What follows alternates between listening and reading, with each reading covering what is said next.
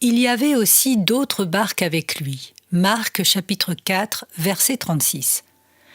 Jésus était le Seigneur grand amiral de la mer cette nuit-là, et sa présence a préservé tout le convoi. Il est bon de naviguer avec Jésus, même si ce n'est que dans une petite barque. Quand nous naviguons dans la compagnie de Christ, nous ne pouvons pas être certains du beau temps, car de grandes tempêtes peuvent secouer le navire qui porte le Seigneur lui-même. Et nous ne devons pas compter trouver la mer moins bruyante autour de notre petit bateau. Si nous allons avec Jésus, nous devons être capables de vivre ce qu'il a vécu. Et quand les vagues sont rudes pour lui, elles seront rudes pour nous. C'est par la tempête que nous arriverons au rivage, comme il l'a fait avant nous. Quand la tempête a balayé le lac de Galilée, tous les visages sont devenus blêmes et tous les cœurs ont fait naufrage.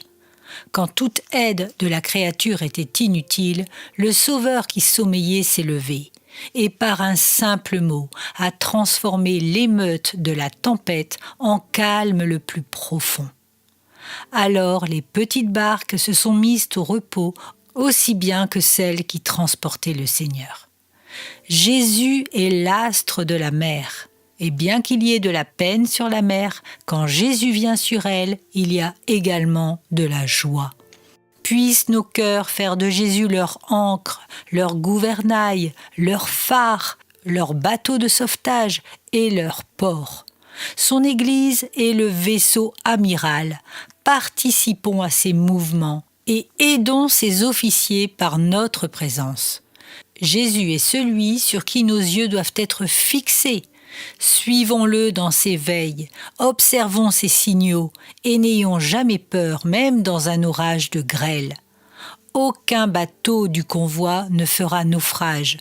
Le grand amiral dirigera chaque barque en sécurité vers le refuge désiré.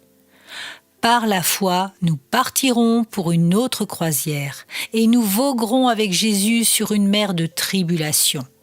Le vent et les vagues ne nous épargneront pas, mais ils lui obéiront.